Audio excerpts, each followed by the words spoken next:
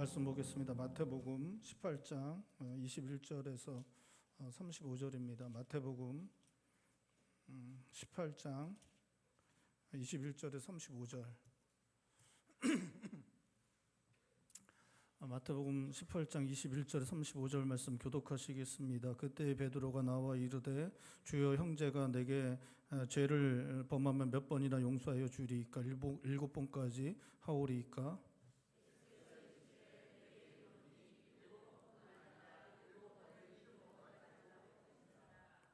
그러므로 천국은 그 종들과 결산하려 하던 어떤 임금과 같으니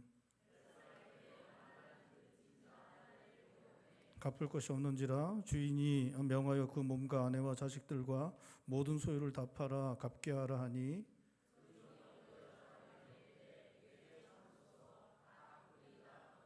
그 종의 주인이 불쌍히 여겨 놓아 보내며 그 빚을 탕감하여 주었더니,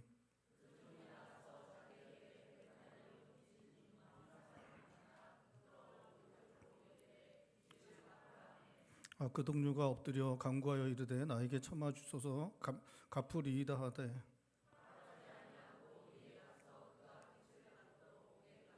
그 동료들이 그것을 보고 몹시 딱하게 여겨 주인에게 가서 그 일을 다 알리니,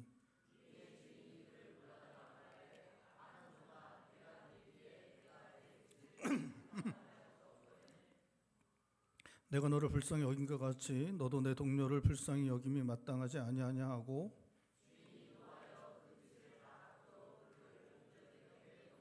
함께 보겠습니다. 너희가 각각 마음으로부터 형제를 용서하지 아니하면 나의 하늘 아버지께서도 너에게 이와 같이 하시리라. 아멘. 오늘 본 말씀에 베드로가 주님께 용서에 대해 묻고 있습니다. 베드로는 주님께 형제가 잘못하면 몇 번까지 용서해야 되는지, 7번까지 용서하면 되겠는지 묻습니다. 7번까지 용서하면 되겠는지 묻는 것은 7번까지 하면 충분하지 않냐, 이렇게 묻는 것입니다. 당시에 랍비들은 3번까지 용서해야 된다라고 가르쳤다고 합니다. 베드로는 그 3번을 넘어서서 완전수를 의미하는 7번까지 용서하면 충분하지 않겠냐, 주님께 그렇게 말씀을 드리고 있는 것입니다. 그 말씀을 들은 주님은 베드로에게 7번씩 70번까지도 용서해야 된다, 그렇게 말씀하십니다. 이 말씀 우리가 잘 알고 있는 것처럼 490번 용서하라는 의미는 아닙니다. 이게 이제 문자적으로 490번 용서하는 것도 이게 대단히 훌륭한 것이죠. 그렇죠? 이제 490번 용서하는 게 이제 쉬운 건 아니잖아요. 그게 엄청나게 어렵지만 주님은 이제 490번을 넘어서서 끝없이 용서하라는 의미로 이렇게 용서하라고 말씀하시는 것입니다. 70번씩 7번, 7자가 2번 들어가는데 완전수를 2번 이야기하시면서 끝없이 끝까지 용서해야 된다라고 그렇게 말씀하시고 있습니다. 그 랍비들이 3번까지 용서하라고 그렇게 가르친 것처럼 우리나라 사람들도 이제 3번까지 용서하는 거 참 좋아합니다. 그렇죠? 우리가 3번까지는 참으시죠? 그 정도도 안 참으세요? 그게 3번 정도는 우리도 참습니다. 그렇죠? 3번 정도는 참습니다. 3번까지 참고 그 다음에는 이제 그거에 대해 이야기하고 이제 참지 않는 모습들을 보여주고 있습니다. 이게 3번까지 참는 거는 이제 우리가 성품이 이제 부족하기 때문에 그렇습니다. 그 정도까지가 우리가 이제 성품이 그 정도까지고 더 이상 참아낼 의지도 없고 사실은 그런 능력도 잘 안 되기 때문에 3번까지 참는 것 같습니다. 또 한 가지는 이게 3번까지 잘못했을 때 용서해 줬는데 4번째 또 잘못을 하고 이렇게 와서 4번째 용서를 빌 때 그런 마음이 들죠. 야, 이게 아주 대놓고 나를 갖다가 그러는구나. 이게 진짜 제가 잘못을 비는 걸까? 그런 생각이 드는 겁니다. 야, 제가 진짜 반성이라도 했나? 이런 생각이 드는 거죠. 그 진정성이 의심되기 때문에 3번까지는 이제 하지만 4번째는 이제 잘 용서하지 않습니다. 우리는 3번 이상 용서를 받았는데도 또다시 잘못을 하고 또다시 잘못했다고 하면서 용서를 빈다면 그것은 전혀 반성도 하지 않고 의도적으로 잘못을 하고 있는 것이라고 판단합니다. 호의를 베풀었더니 호구로 생각하는 것이라고 우리는 생각합니다. 우리는 3번 이상은 용서하려고 하지 않습니다. 여러분은 몇 번까지 용서하시고 있습니까? 주님은 70번씩 7번 용서하라고 말씀하시고 나서 곧바로 한 가지 비유의 말씀을 들려주시고 있습니다. 23절과 24절 말씀 우리 다시 한번 읽어볼까요? 23절 24절입니다. 그러므로 천국은 그 종들과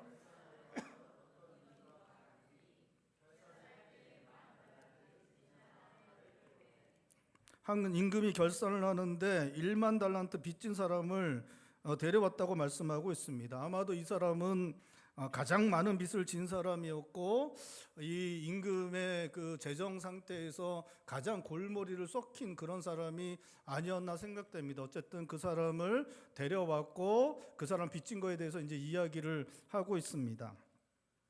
1만 달란트는 진짜 어마어마하게 큰 액수의 돈입니다.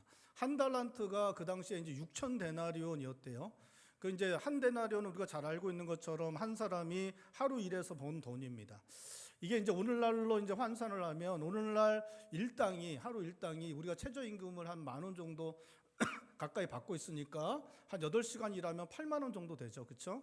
8만 원 정도를 6,000일을 일한 걸 갖다가 이 받아서 모은 돈이 이제 한 달란트입니다. 8만 원 곱하기 6,000 하면 얼마입니까? 계산하지 마세요. 제가 다 해왔습니다. 4억 8천만 원, 4억 8천만 원입니다. 이게 이제 한 달란트예요. 4억 8천만 원. 4억 8천만 원이 몇 개가 있냐? 10,000개가 있는 것입니다. 4억 8천만에다 공에 4개를 더 더하면 얼마예요?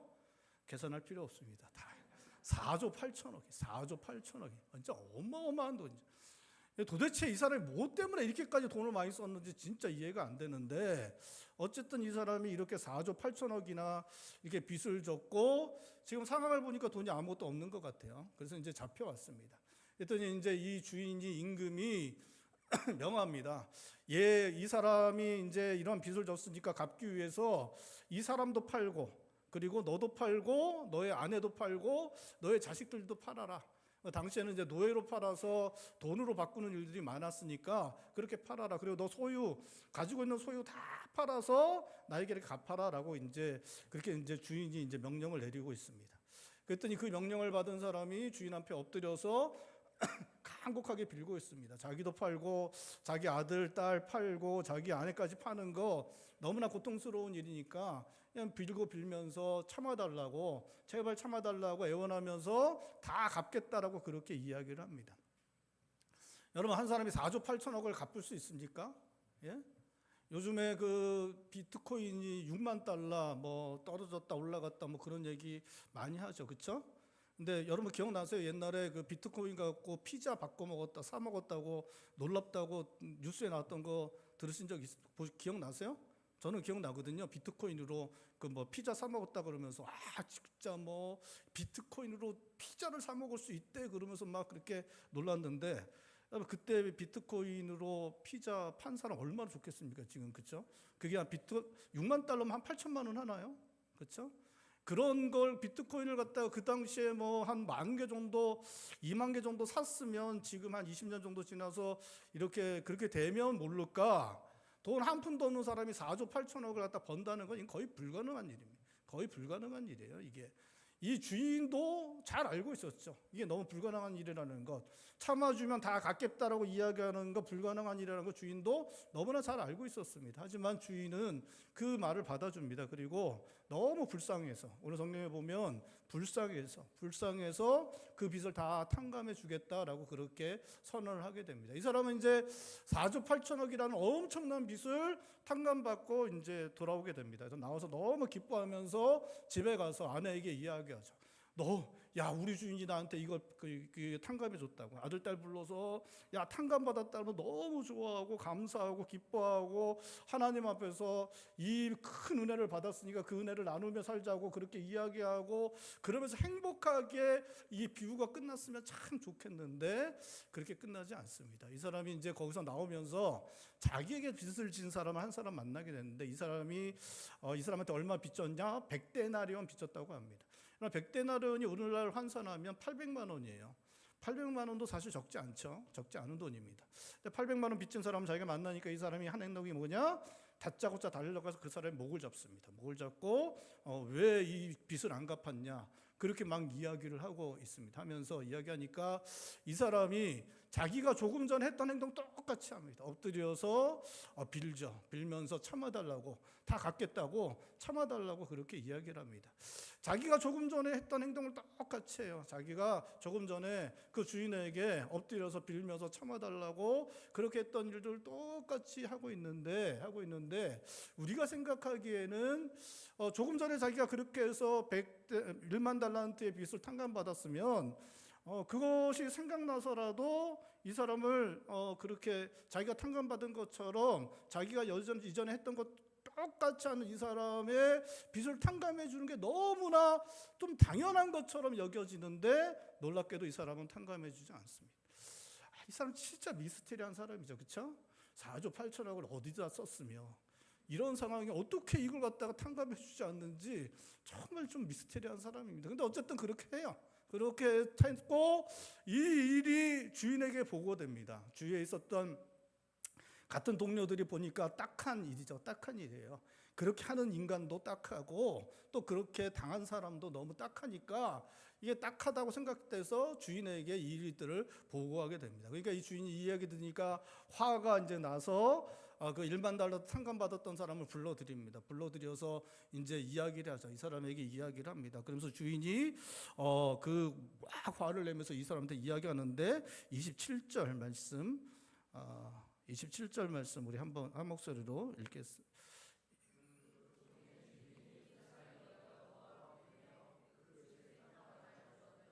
그렇게 불쌍히 여겨서 탕감해 주었는데 32절, 33절 말씀 우리 한 목소리 읽겠습니다. 32절, 33절입니다.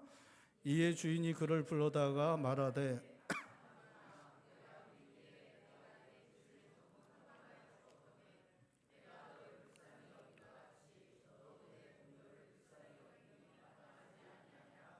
나는 너를 불쌍히 여겨서 다 탕감해 주는데 너는 왜 그를 불쌍히 여겨서 탕감해 주는 게 마땅한데 왜 그거 해주지 않느냐라고 그렇게 이제 이야기를 합니다. 그래서 진노하고 그 사람을 다시 옥에 가두고 그 빚을 갚을 때까지 옥에 있으라고 그렇게 이제 선을 하는 그러한 모습이 나타나고 있습니다. 주님께서는 이 비유를 통해서 그렇게 말씀하십니다. 7번씩 70번이라도 우리가 용서해 주어야 된다. 끝없이 끝까지 용서해 주어야 된다. 그렇게 하지 않으면 너가 어떤 놈이냐? 그렇게 하지 않는 너가 누구냐? 바로 1만 달란트를 빚을 탕감받았으면서 100데나리온 너한테 빚진 사람을 용서해 주지 않는, 탕감해 주지 않는 그 사람과 똑같은 자다라고 주님이 이 비유를 통해서 그 베드로에게 또 제자들에게 또 우리들에게 그렇게 말씀해 주시고 있는 것입니다. 여러분, 우리가 다른 사람들의 죄를 용서해야 하는 이유는 우리가 하나님께 비교도 되지 않을 정도의 큰 죄를 너무나 많이 용서받았기 때문이라고 주님은 말씀하시고 있습니다.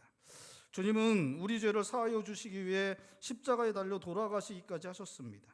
우리는 마땅히 하나님의 은혜에 감격하면서 우리에게 잘못한 다른 사람들의 죄를 용서하여 한다는 것 주님이 말씀하시는 것입니다. 내가 십자가에서 죽기까지 하였고 그래서 너희들의 죄를 용서하여 주었는데 내가 그렇게까지 해서 너희들의 죄를 용서해 주었기 때문에 너도 다른 사람들의 죄를 용서해 주는 게 마땅한데 왜 너희들은 용서해 주지 않느냐? 너희들이 다른 사람들의 죄를 용서해 주는 것 마땅하다 주님 말씀하시고 있는 것입니다. 3번까지 용서해 주었는데도 또 잘못을 저지르고 와서 용서를 빌 때 그 진정성이 의심되기 때문에 우리는 용서하지 않으려고 하지만 우리는 동일한 죄를 하나님 앞에 반복해서 짓고 있습니다.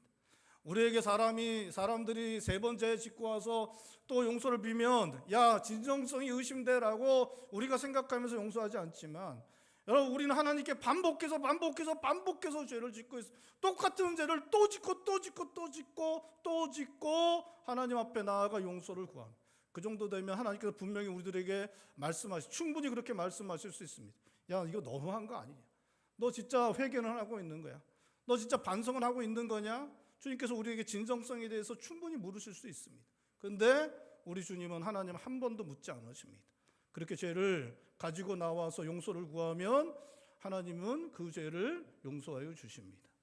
여러분 엘리야 때 아합이 죄 짓고 그렇게 악을 행할 때 아합에게 하나님의 진노를 심판을 경고하십니다. 그러자 아합이 그게 자기가 회개하는 채 하면서 하나님 앞에서 그렇게 낮아지는 그러한 모습들을 보여주고 있는. 근데 놀랍게 하나님께서 그것을 받아주시고 있습니다. 그럼 진정성을 의심하지 않으십니다. 하나님 앞에 나와 용서를 구하면 하나님께서는 예수님의 십자가 은혜로 무조건 우리의 죄를 용서하여 주시고 있습니다. 하나님께서 우리를 용서하신 것을 기억하고 우리도 우리에게 용서를 구하는 자들에게 용서를 해야 한다고 주님은 비유를 통해 말씀하시고 있는 것입니다. 사실 용서의 이유를 찾을 수 없을 때 용서하는 것은 사람을 대단히 힘들게 만드는 것입니다. 잘못은 계속해서 반복되고 있고 용서를 구하는 태도도 문제가 많다면 그 어디에서도 용서할 이유를 찾지 못할 수 있고 용서하는 것 사실 쉽지 않습니다. 주님은 우리가 그 어떠한 때라도 용서해야만 하는 가장 큰 이유를 말씀하십니다. 하나님께서 우리를 용서하셨기 때문에, 우리의 엄청난 죄를 용서하셨기 때문에 우리도 다른 사람의 죄를 용서해야 한다는 것입니다. 용서의 이유는 하나님께 있습니다. 하나님께서 우리를 용서하시고 우리에게 용서를 요구하시기 때문입니다. 여러분, 하나님께 용서의 이유가 있습니다. 내가 남편을 용서하고 아내를 용서하고 자녀들을 용서해야 되는 이유는 그 사람이 아닙니다. 하나님께 용서의 이유가 있는 것입니다. 저희 아버님이 그 살아생전에 약주를 좋아하셨습니다. 그래서 약주를 이렇게 드시고 들어오시면 저희 어머님은 반드시 그거에 반응을 하셨습니다. 그래서 화내시고, 그래서 그날 밤에는 또 싸우시고 막 그런 일들이 일어났습니다. 다시는 안 먹겠다고 하시는 이야기를 제가 들은 적이 있는 것 같습니다. 근데 또 드셨습니다. 그러면 이제 어머니가 그걸 믿지 않으셨죠. 믿지 않으시고 나중에는 이제 그럴 때마다 이제 불같이 화를 내시는 그런 일들이 있었습니다. 그러면 진짜 그 용서하기가 쉽지 않죠, 그렇죠? 그렇게 계속해서 반복해서 잘못을 하면 용서하기가 쉽지 않습니다. 근데 우리 주님은 놀랍게도 용서하라고 말씀하십니다. 남편들 그러라고 말씀드린 거 아닙니다. 예, 남편들 그렇게 하라고 말씀드린 거 아닙니다. 여러분, 그래도 용서하라고 말씀하시고 있습니다. 그러면서 하시는 말씀이 하나님 때문에 용서해야 된다. 그 사람이 그렇게 하든 말든 하나님께서 하나님 때문에 용서하라고 말씀하십니다. 그러면서 하시는 말씀이 넌 더해, 넌 더하다 말씀하십니다. 나는 너가 더한 꼴 보이는데도 내가 너를 용서하고 있으니 너도 너의 남편이나 아내나 자녀들이나 성도들이나 친구들이나 함께 살아가는 사람들이 너에게 그렇게 하더라도 용서해야 돼. 우리 주님은 말씀하시고 있는 것입니다. 사랑하는 성도 여러분, 하나님 바라보면서 용서하실 수 있길 바랍니다. 하나님께서 우리를 용서하신 것 기억하고 용서의 마음을 품으실 수 있는 성도님들 되시기를 바랍니다.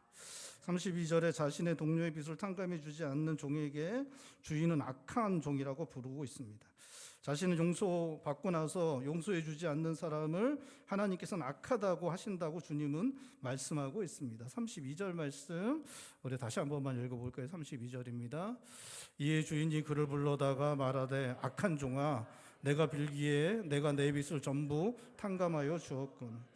자신의 죄를 용서받아 하나님의 자녀된 사람들에게 용서는 해도 되고 하지 않아도 되는 것이 아닙니다. 용서는 해야만 하는 것입니다. 용서받은 우리가 용서하지 않으면 그것은 악한 것이다, 주님 말씀하십니다.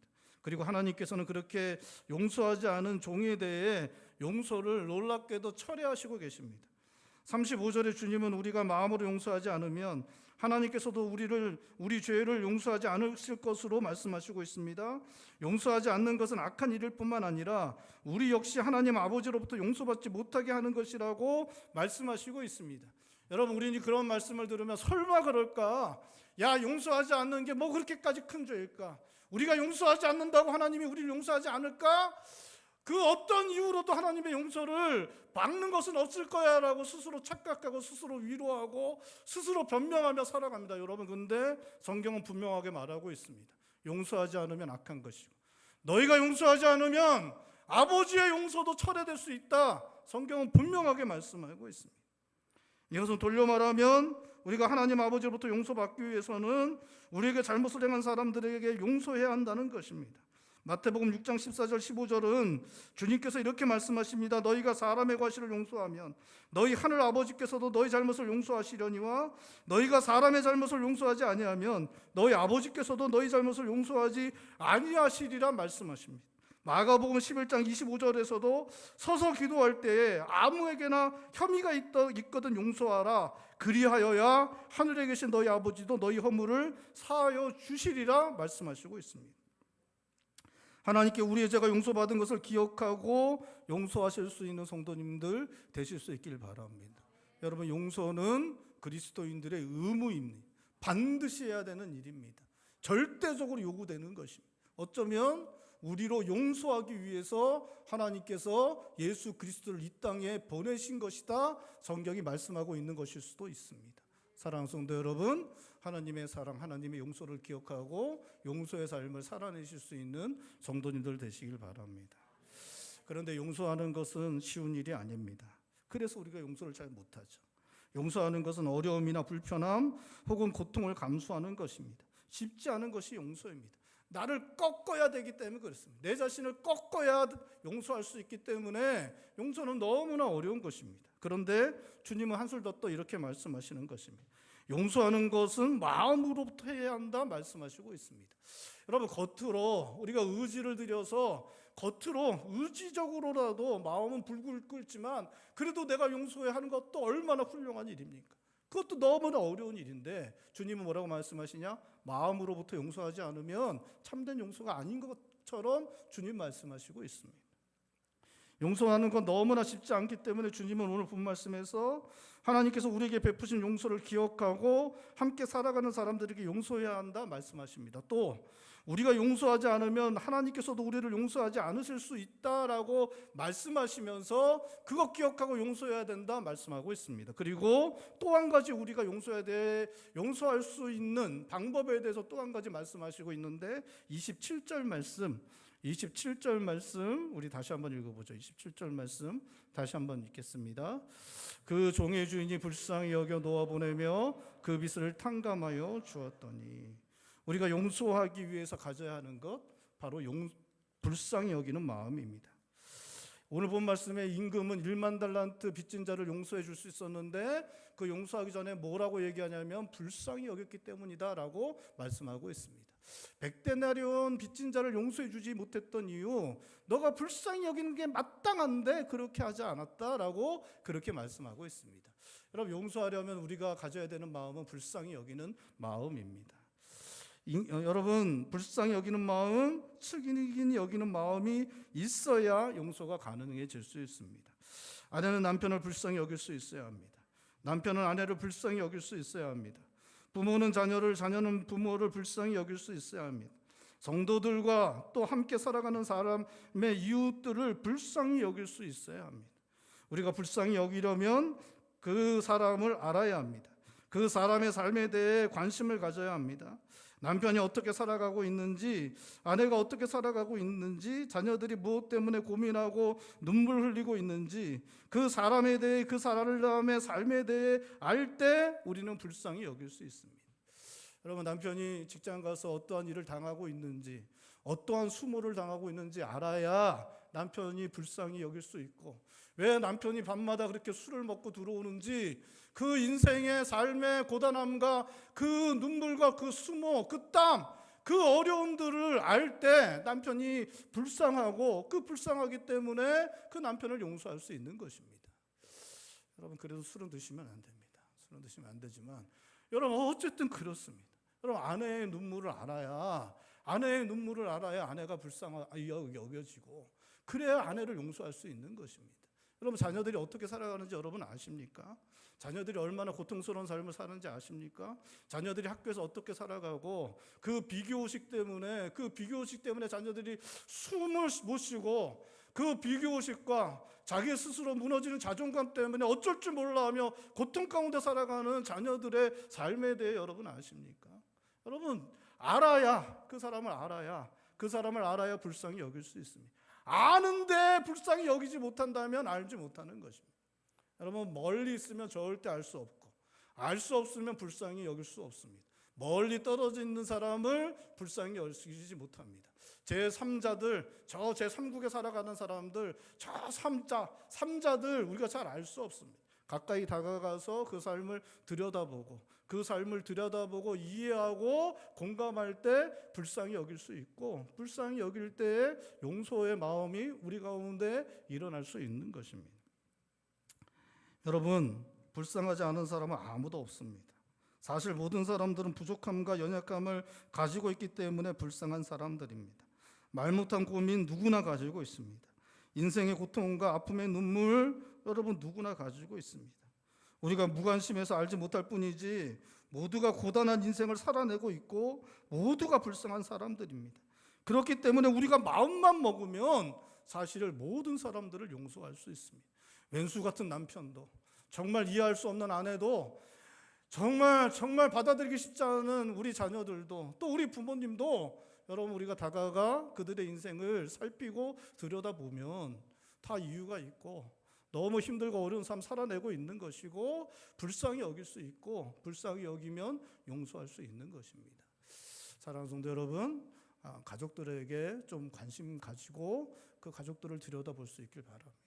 남편들 좋은 사람들이에요. 다 좋은 사람들입니다. 아내들 다 좋은 사람들입니다. 여러분 가까이 다가가서 그 삶을 좀 들여다보고 좀 불쌍히 여기고 용서하는 삶을 살아가실 수 있는 성도님들 되실 수 있길 바랍니다. 하나님께서 그렇게, 우리 주님께서 그렇게 말씀하시고 있는데 우리가 서로를 불쌍히 여기고 그렇게 불쌍히 여김으로 용서하며 살아가실 수 있는 성도님들 되시기를 바랍니다. 오늘 본 말씀에서 주님은 천국은 그 종들과 결산하려 하던 어떤 임금과 같다고 말씀하시고 있습니다. 22절 우리 다시 한번 읽어보죠. 22절입니다. 그러므로 죄송합니다. 23절 말씀 다시 한번 읽겠습니다. 그러므로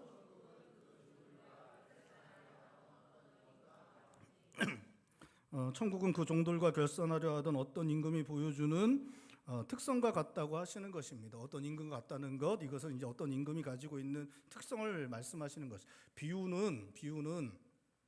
비유에서 이제 뭐 어린아이와 같다 천국에 들어간다 그러면 어린아이의 어떤 특성을 말씀하시는 거지 어린아이 전체를 말씀하시는 것이 아닙니다. 오늘 본 말씀에서도 어떤 임금과 같다라고 말씀할 때 오늘 본 말씀에서 이야기하고 있는 어떤 임금의 특성과 같은 것입니다.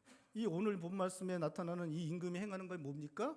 용서죠. 용서입니다. 그러니까 천국은 용서가 이루어지는 것이다. 용서가 선언되는 것이다. 그것을 이제 말씀하시는 것입니다. 여러분, 천국은 용서의 산물이에요. 용서받은 자들이 다 천국에 들어갑니다. 그렇죠? 용서받은 자들만 천국에 들어갑니다. 용서받아야 죄로부터 사함받고 의롭게 되고 천국에 들어갈 수 있습니다. 용서가 없으면 천국이 없습니다. 용서가 없으면 천국이 없습니다. 하나님께서 임재하시는 것이 천국이지만 사람들 입장에서는 용서가 없으면 천국도 없는 것입니다. 천국은 있죠. 하나님이 임재하시는 것이 천국이기 때문에 천국은 존재하지만 천국은 있지만 사람들에게 용서가 없으면 천국은 들어갈 수 없는 것이 되는 거예요. 근데 천국은 용서가 있는 것이, 용서가 선언되고 용서가 이루어지는 것이 천국입니다. 용서가 없다면 천국에는 아무도 들어가지 못하고 지옥만 가득 차게 될 것입니다. 천국은 용서가 선언되고 용서가 이루어지는 것입니다. 우리 주님이 천국이 용서가 선언되고 용서가 이루어지는 것이라고 말씀하시는 것은 우리 가정에 하나님 나라가 임하려면 가정 안에도 뭐가 있어야 된다고요? 용서가 선언되고 용서가 이루어져야 하는 것입니다. 여러분, 우리가 용서의 마음을 갖지 않으면 우리 마음은 지옥같이 변화될 수 있습니다. 우리 마음에 분노와 증오로 가득하다면 우리 마음은 독한 것이 넘쳐나게 되고 우리가 살아가는 것을 지옥과 같은 곳이 되게 할 수 있습니다. 나는 용서 못해라고 분노의 마음을 계속 갖고 있고 증오의 마음을 계속 쌓아가게 되면 여러분 우리 안에 분노와 증오가 넘쳐나게 되고 사람은 독한 사람이 되고 자기가 거하는 곳마다 지옥으로 만들어갈 수 있습니다.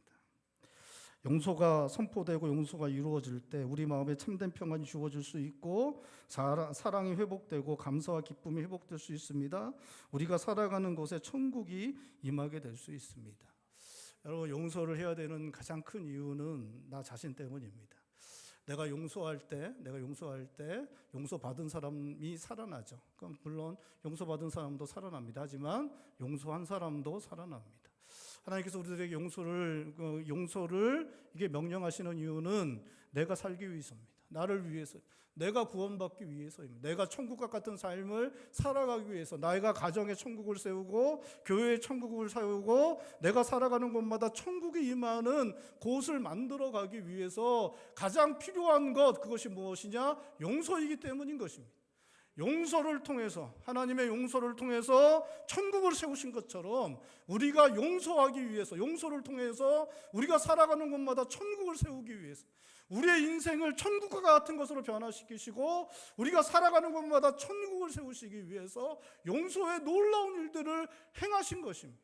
이것을 위해서 아들이신 예수 그리스도를 이 땅 가운데 보내주신 것입니다. 여러분, 우리 자신도 그렇고 우리 함께 살아가는 사람들도 그렇고 모두 다 죄인들입니다. 사람들은 누구나 다 자기중심적으로 생각하고 죄악된 본성에 따라 행하기 때문에 실수하고 잘못을 저지릅니다. 우리도, 우리와 함께 살아가는 사람들도 서로에게 끊임없이 잘못을 저지릅니다. 저도 여러분들에게 계속해서 실수하고 잘못을 저지르죠. 그렇죠? 계속 그렇습니다. 하지만 여러분도 저한테 계속 그렇게 합니다.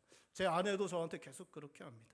제가 그걸 갖다 용서하지 않고 그냥 쌓아두면 저는 괴물 같은 사람이 될 수 있습니다. 제가 이렇게 여러분들이 저한테 잘못을 직접 하면 그것도 저에게 마음의 상처가 되지만 여러분들이 특별히 잘못하지 않아도 저는 그걸 저한테 상처로 만들어낼 아주 특별한 능력을 가지고 있습니다. 저만 그런 게 아니라 여러분들도 마찬가지입니다. 그냥 별말 없이 그냥 던지는 한마디 가지고 제가 그걸 곱씹습니다. 제가 원래 이제 자기중심적이고 죄악된 본성을 갖고 있기 때문에 제 스스로 제 편한 대로 해석하는 걸 되게 잘합니다. 저만 그런 게 아니라 여러분들도 그렇죠? 그렇습니다. 그래서 저한테 이제 지나가다 저한테 얘기를 해요. 좋은 말을 좋은 의미로 하겠죠. 목사님 얼굴에 살이 쭉 빠지셨어요. 이렇게 막 하면서 이제 듣기 좋으라고 하시면 그거 좋게 받아들이면 되잖아요. 좋게 받아들이고 그래 나 잘생겨졌나 봐. 그러면서 하면 되는데 그걸 갖다 제가 어떻게 하냐 곱씹습니다. 곱씹어요. 아니 왜 제가 저한테 저런 얘기를 하지? 내 얼굴이 어떻게 됐나? 그걸 이제 집에 가서 거울 쳐다보면서 고민하고 이놈이 이거 나한테 악감정이 있나 봐. 이렇게 생각하면서 마음의 동을 갖다가 이렇게 막 이게 사람입니다. 이게 사람이에요. 사람은 다른 사람이 저한테 잘못을 하면 잘못을 한 것도 다 쌓아가고 특별히 잘못하지 않았는데도 그걸 잘못으로 바꾸어서 그걸 쌓아갈 특별한 능력이 있는 그러한 존재가 누구냐? 그게 바로 사람입니다. 여러분, 용서하지 않으면 내 자신 스스로를 괴물과 같은 그러한 인생으로 만들어갈 수 있습니다. 여러분, 저도 그렇고 여러분들도 충분히 그렇게 할 수 있습니다. 나는 이 분노를 안 틀을 거야. 나는 이 증오를 계속 쌓아갈 거야. 나는 용서 못해. 너가 죽나 내가 죽나 보자. 그러면서 끝까지 그 분노를 마음속에 쌓아가고 악한 감정을 쌓아가고 복수심을 쌓아가면 여러분 누가 망가집니까? 자기가 가장 많이 망가지고 자기 인생 지옥같이 만들고 함께 살아가는 사람 지옥같이 만들고 가정도 지옥같이 만드는 것입니다. 얼굴만 봐도 싫고 얼굴만 봐도 욕이 나오고 왜 그런 농담이 있잖아요. 남자가 50세 되면 뭐하고 70 되면 뭐하고 80대 되면 일어나지 말아야 된다. 눈 떠도 일어나. 그런 얘기 있는 거죠. 얼굴만 봐도 그런 것으로 우리가 스스로 만들어갈 수 있는 것입니다. 여러분, 하나님께서 우리들에게 용서하라고 말씀하십니다. 누구를 위해서? 바로 자기 자신을 위해서입니다. 하나님 나라가 임하는 하나님의 형상대로 만들어진 인생들이 모든 인간들이 하나님 만드신 세상에서 아름답고 복된 삶을 살아가기 위해서 반드시 필요한 그것이 바로 용서이기 때문에 하나님께서 예수 그리스도를 이 땅에 보내주시고 그래서 십자가의 죽으심으로 우리들에게 용서의 본을 보여주셨고 그 용서를 통해서 하나님 백성 되게 하셨고 내가 너희를 용서한 것처럼 너희도 용서의 삶을 살아내서 너희들 스스로 지옥과 같은 인생 살지 말고 하나님 나라가 임하는 인생, 하나님의 은혜가 임하는 인생, 마음속에 평안을 누리고 사랑과 감사가 넘쳐나는 삶을 살아가고 너희 가정도 너희 교회도 너희가 살아가는 것도 그런 것을 만들라고 우리 주님께서 7번씩 70번이라도 그렇게 용서하라. 하나님께서 우리들에게 보여준 사랑이 어떠한 것인지 그렇게 말씀하시면서 우리들에게 그렇게 말씀하시고 있는 것입니다. 사랑하는 성도 여러분, 하나님께서 우리를 용서하신 것처럼 용서하는 삶을 살아가셔서 주어진 인생을 하나님께서 기뻐 받으시는 복되고 아름다운 인생으로 만들어 가시는, 우리에게 허락하신 가정, 교회, 직장, 우리가 살아가는 곳마다 하나님의 나라가 임하는 곳으로 그렇게 만들어 가실 수 있는 성도님들 되시기를 주님의 이름으로 축원드립니다. 기도하시겠습니다. 우리 시간에 기도할 때 하나님, 우리가 참 연약한 사람들입니다.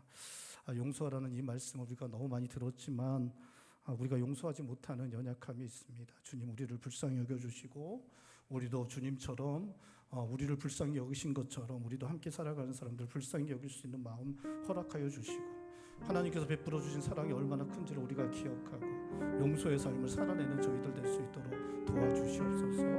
용서의 삶을 살아내서 우리의 인생도 우리가 살아가는 것도 다 하나님 나라가 임하는 그런 복된 인생이 될 수 있도록 도와주시옵소서. 우리 시간에 한 목소리 함께 기도하겠습니다. 기도합니다.